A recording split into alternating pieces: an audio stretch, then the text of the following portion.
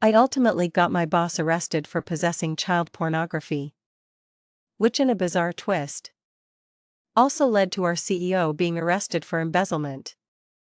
And it all started with a stray cigarette dropped down a drainpipe.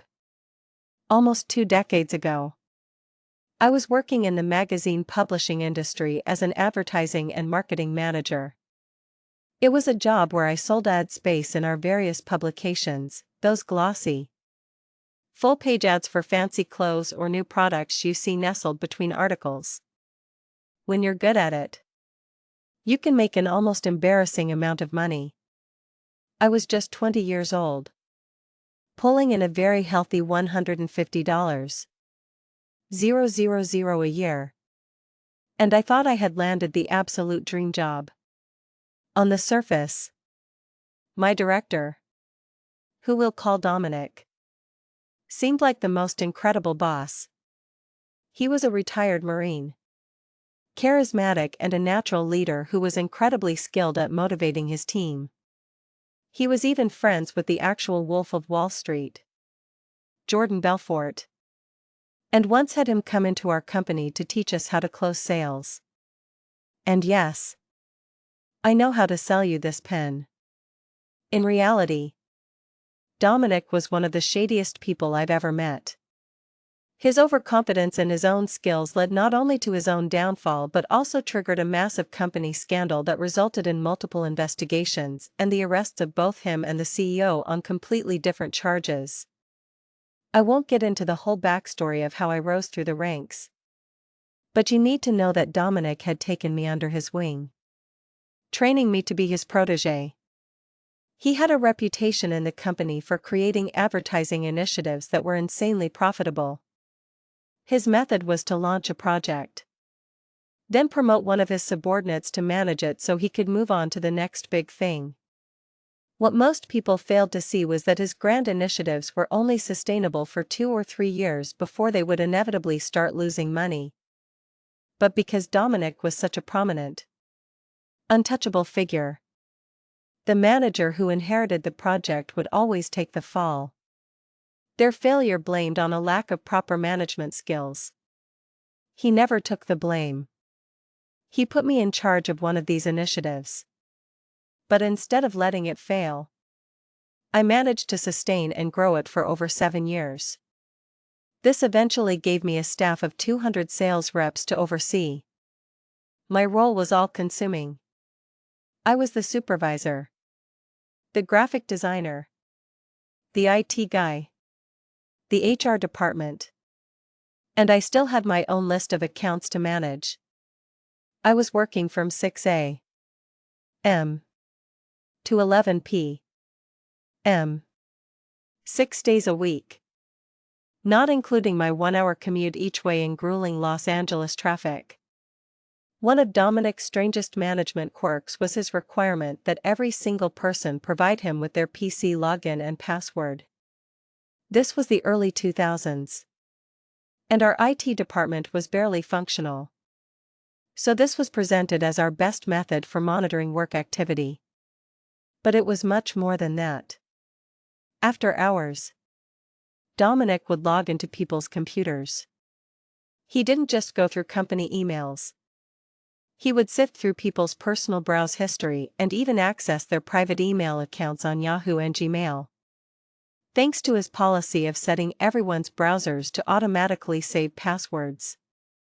His justification was a hunt for corporate espionage or violations of proprietary information. Most irritatingly, he required everyone to save their company Outlook PST files, the files where all your emails are stored, to his personal network drive.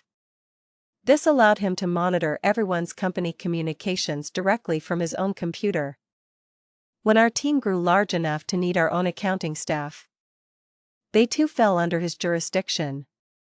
And their PST files were unknowingly accessible to him. This gave him a direct line into financial communications with our parent company, allowing him to predict budgetary changes before anyone else. He always knew where the money was going to be, giving him a head start on strategizing his next profitable venture. From the outside, his foresight seemed almost supernatural. But he was simply reading confidential emails in secret. Then, Dominic decided to take a 2-week vacation, leaving me in charge of his monitoring duties. Dominic made a foolish decision at that moment. Completely unaware that this single act of trust in his protégé would lead to his own downfall. He showed me where all the PST files were stored on his network drive. Internally, I was aghast at the sheer scale of his surveillance into our personal lives. But I was young, naive, and making a salary most people my age could only dream of. So I pushed my concerns aside, assuming this was just normal corporate operations. During his vacation, a small incident changed everything. One of our sales reps had been flicking his cigarette butts down a plastic drainpipe outside the office for weeks. The buildup finally caught fire, setting off the building's smoke alarm. We were forced to evacuate and close the office for the rest of the day. Since I could work remotely, I decided to copy all the PST files to my laptop so I could continue my work from home. In my haste, I inadvertently copied Dominic's file along with everyone else's. Later that evening, morbid curiosity got the better of me. I opened his file. At first, I found emails between him and another director, where they openly joked about their strategy of going where the money is and setting up the managers they left behind to fail. They were sharing confidential corporate information with advertisers and rival firms to give themselves a strategic advantage. This was the exact kind of behavior I had seen junior associates get dragged into court for.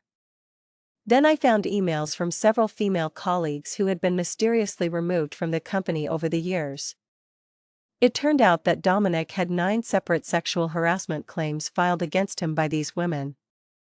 But because he was so profitable, the CEO had simply turned a blind eye, settled the claims out of court, and quietly moved Dominic to a different team to protect the company's image.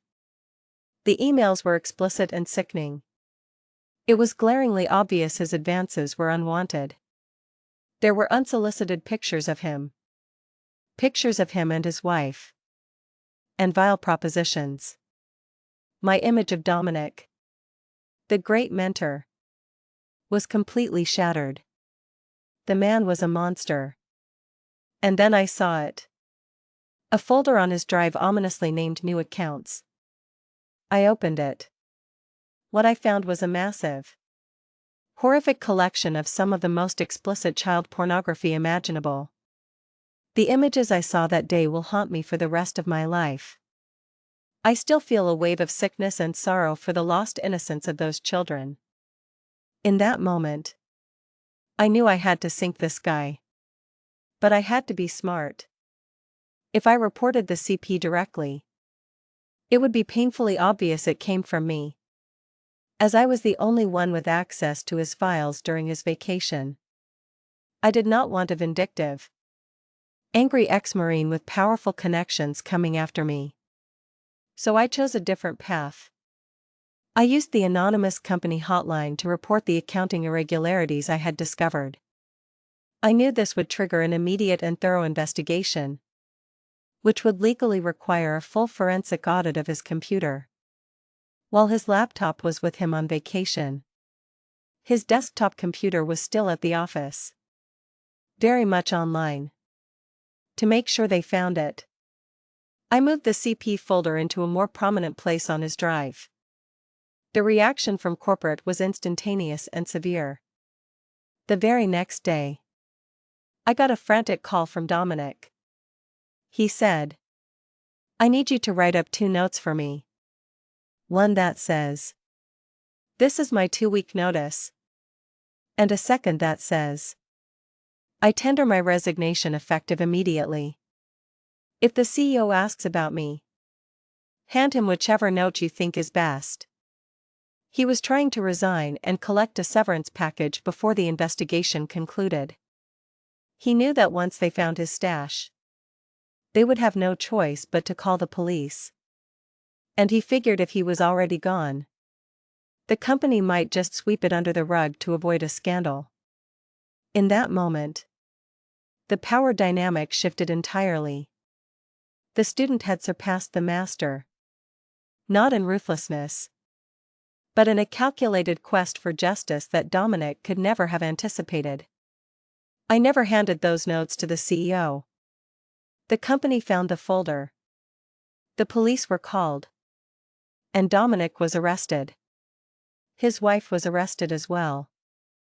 And in the most gut-wrenching turn, it was discovered that his own daughter was one of the children in his horrific collection. She was taken into the care of other family members, who completely cut all ties with him.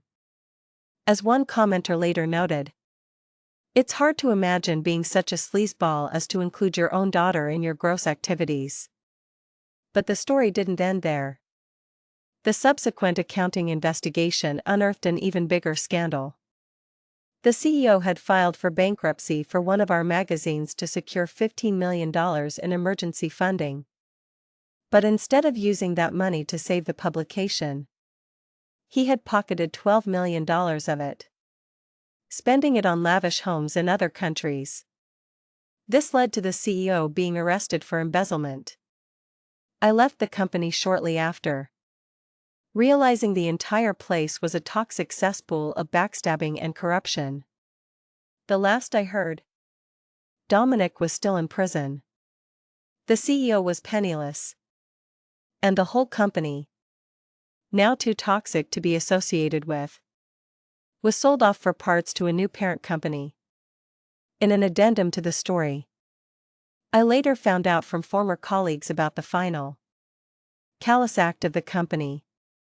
After the CEO was removed, the parent corporation decided to shutter my entire branch. Every single employee received a FedEx letter on a Saturday informing them that their employment was terminated, effective immediately. They did it on a weekend to avoid facing them. When my former teammates rushed to the office to collect their personal belongings, they found hired security guards blocking the entrance, under orders not to let anyone in. Because of the embezzlement case, legal teams had locked the building down to ensure no potential evidence was removed, meaning people couldn't retrieve their wallets, cell phones, or family pictures. It took nearly a year of court proceedings before they were finally allowed back in to get their things. Looking back, I know some people would question my choice not to report the CP to the police directly. To my shame, I was young, naive, and terrified of corporate lawyers and personal retribution. I chose the route I felt would protect me the most while ensuring justice was served. It wasn't a perfect choice, but it was the one I made. This story is a stark reminder that in even the most corrupt environments, one person's calculated decision can topple an empire built on deceit and depravity. It shows that sometimes, the most effective weapon isn't a direct assault, but a precise move that forces the enemy to reveal their own corruption. So I'll ask you, what would you have done in my shoes? Would you have reported the crime directly? Or taken the same path to ensure your own safety?